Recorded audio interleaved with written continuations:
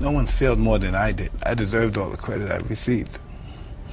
Nobody's seen more than I've seen. None of these fighters, none of these athletes. I'm the king of the barbarians. From Mike Tyson. Then I'll illustrate my reign with bloodshed and pain. Then everybody will fear me. How did you feel about the guys you were in the ring with? I wanted to kill them. Mike Tyson's childhood was no picnic. He grew up in the tough neighborhood of Brownsville, Brooklyn. Brownsville has always been one of the poorest and roughest parts of NYC. It's got the highest concentration of public housing in the country with a 1.2 square mile area. There are 21 housing projects with over 80 buildings. Violence, drugs, and gangs are everywhere, and it consistently has one of the lowest incomes and highest rates in the city. Mike moved there from Bed-Stuy, Brooklyn when he was 7. He had an unstable home life with no steady father figure. His mom drank a lot and had relationships with many different men. He was also bullied by neighborhood kids for being chubby and having a lisp. One way he found some peace was by taking care of pigeons. He'd go to rooftops to feed and water them. But this hobby could only distract him so much, and he turned to crime early on, looking for acceptance, one would imagine. He saw the gangsters and drug dealers in his neighborhood with money and respect and wanted to be like them. By the time he was 10, Tyson was already committing crimes with local troublemakers. He ran with a youth gang called the Rutland Road Crew, doing burglaries, stick-ups, and all sorts of other mischief. So I guess it's no surprise he's had a couple run-ins with some violent individuals, and they usually tend to stay strapped. Here are some that we know of. Mitch Blood Green.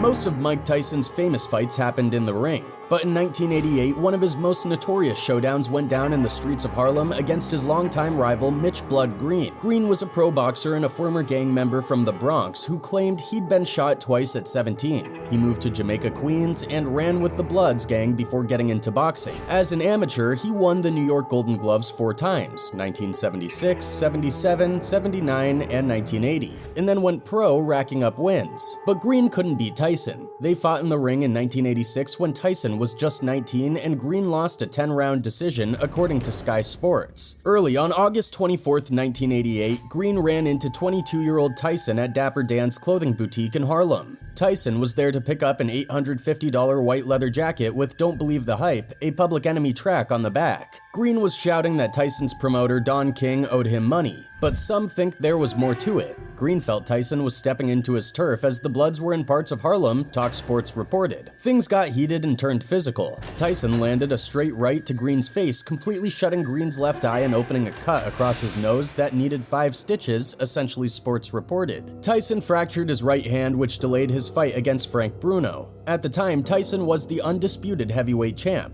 Tyson later talked about the street fight with Green in his 1993 autobiography, Undisputed Truth, My Autobiography, and in his one-man Broadway show, The Undisputed Truth. Tyson also remembered the incident on his Hotboxin' podcast in 2020. He, Green, started talking and saying, "What the F you doing in my hood?" Then it was on from there, Tyson said. He added, quote, "He was just talking a lot and I really thought he was grabbing for my pockets, so I pulled my pockets out because if he ripped my pants, all the money would fall and I wouldn't have a chance to get my money, so I'd have to fight this cat right and then my money is to the wolves." Tyson said he threw several more punches until he knocked Green down. Just like Friday the 13th, effing Michael Myers-esque boom.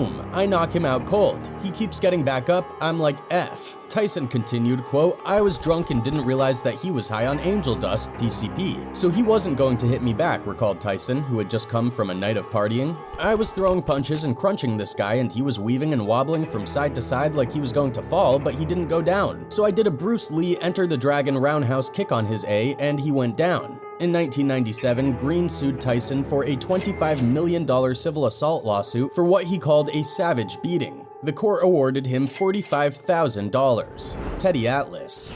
Let's talk about what happened before the fight. What happened? You went over, you spoke to Teddy Atlas. Why did you decide to do that after not speaking to him for 2 decades?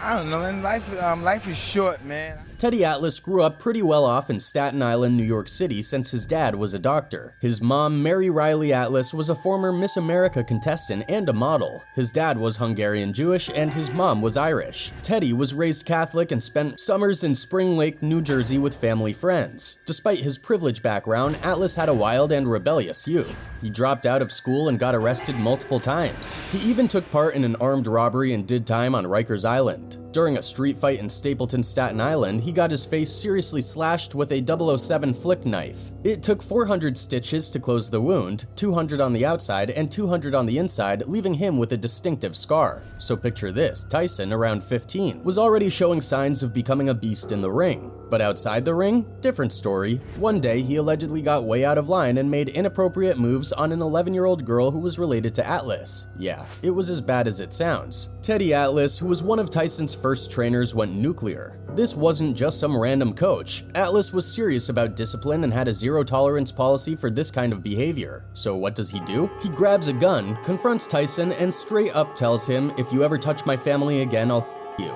Like, imagine the tension in that room. Obviously, this didn't end well for Atlas. After that showdown, he got kicked out of Tyson's camp. Their professional relationship was toast, and this all went down while Tyson was still an amateur. It's a crazy story, and both Tyson and Atlas have spilled the tea on it in interviews over the years. This whole incident gives us a glimpse into the crazy world Tyson was dealing with while he was on his way to fame. It also shows how hardcore Atlas was about discipline and how far he'd go to protect his family. It's one of those wild stories that makes you realize Tyson's rise wasn't just about knocking out guys in the ring, it was also about dealing with some serious drama outside of it. Don King.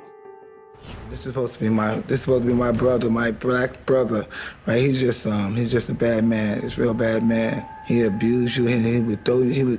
He would kill his mother for $1. So, Don King, born on August 20th, 1931, is a big shot boxing promoter from the US. He's famous for putting together some epic boxing matches that have gone down in history. This dude's done it all, from organizing the Rumble in the Jungle to the Thrilla in Manila. He's worked with some of the greatest names in boxing like Muhammad Ali, Joe Frazier, Mike Tyson, and Evander Holyfield, just to name a few. But it's not all sunshine and rainbows with King. Some of the boxers he's worked with have sued him, claiming he ripped them off. Most of these cases were settled out of court, but it's left a bad taste in some people's mouths. Mike Tyson even said King did more harm to black fighters than any white promoter in boxing history. On top of all that, King has some serious legal baggage. He's been involved in 2 incidents where people ended up dead.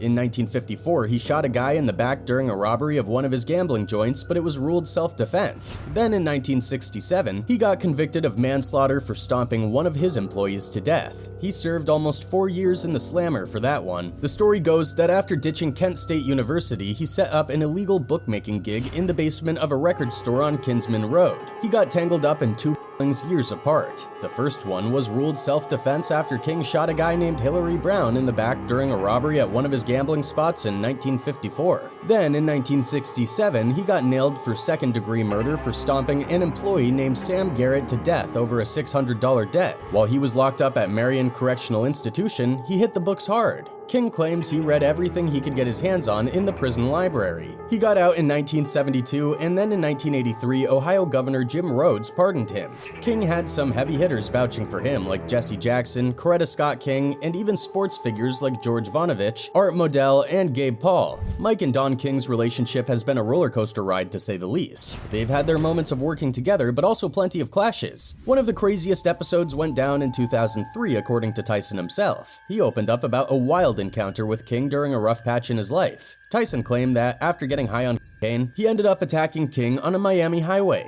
This was just one incident in a long line of beef between them, with Tyson accusing King of swindling millions from him throughout their time together. Their partnership, which kicked off in the late 80s, was full of drama and legal battles. Tyson eventually took King to court, suing him for a whopping $100 million, alleging financial exploitation. They eventually settled out of court, with Tyson walking away with $14 million. Tyson has been pretty candid about his experiences, reflecting on the ups and downs of his boxing career and his dealings with King. It's a reminder that even in the world of sports, things can get messy behind the scenes. Walter Johnson, aka King Tut. They so parked me, I say, I think you're out of your league right now. So, through his buddy Scooter, a rumored gangsta friend of Mike got tight with a tough guy from Brooklyn named Walter Johnson, aka King Tut. King Tut grew up in the Cypress Hills Project in East New York, raised by a family of Jehovah's Witnesses. But despite that background, he got mixed up in some serious stuff. With Tut leading the way, they formed a robbery crew in Brooklyn called the Black Mafia, made up of local stick-up kids. In 1982, they even hit up a Jehovah's Witness center in East New York, robbing worshippers at his own mom's place. fights. Tut ended up getting busted in 1983 for that Kingdom Hall robbery and another stick-up and got slammed with a 5-year prison sentence. Later on in 1993, he got caught up in a shooting with an NYPD cop but got off the hook. Mike also knew King Tut's right-hand man, a dude named Haitian Jack. He came from East Flatbush and ran with the Black Mafia crew outside Tut. Both of them had some serious street cred. Jack even dabbled in the music scene, becoming a record producer and hanging out with all sorts of big names. In 1993, Jack met Tupac Shakur at a club in New York and they hit it off. By then, Tupac was already tight with Mike Tyson, but Tyson warned Tupac about rolling with Jack and his crew since they had a rep for being dangerous. Fast forward to November 30th, 1994, Tupac rolls up to Quad Studios in NYC to lay down some tracks. But as soon as he walks in, he gets jumped by 3 gunmen who take his jewelry and shoot him 5 times. Tupac survives thanks to emergency surgery but points fingers at Haitian Jack, Jimmy Henchman, and even King Tut as being involved. There are different theories about who pulled the trigger and why, but Tupac later called out Biggie Smalls and Puff Daddy too, which fueled the East Coast-West Coast beef in the 90s. It's all crazy stuff, but it's just a glimpse into the wild world these guys were living in. Damen World Hardy.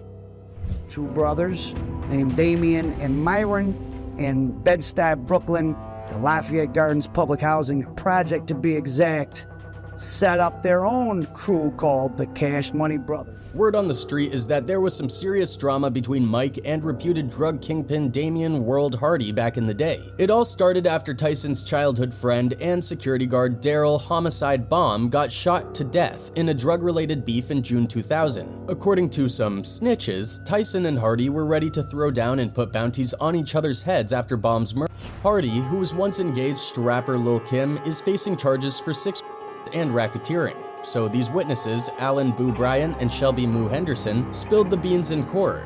They were part of Hardy's crew, the Cash Money Brothers, a hardcore drug gang in Brooklyn.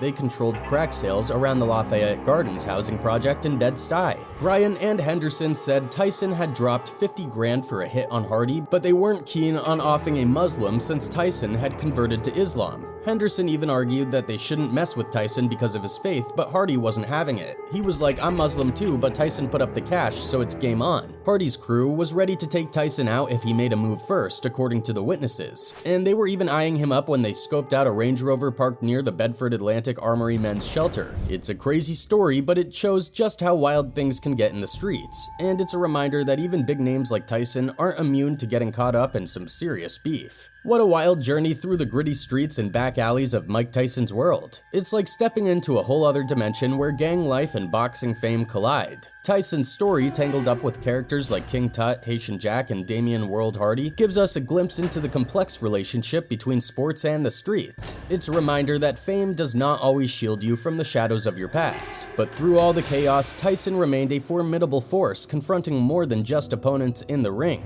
He faced down his demons with fists clenched and unwavering determination. Here's to Tyson, a true warrior both in the ring and on the streets. His journey reminds us that the toughest battles aren't always fought in the spotlight, but in the grit and grind of everyday life. And as we reflect on his story, we can't help but admire the resilience of a man who refused to be defined by his past.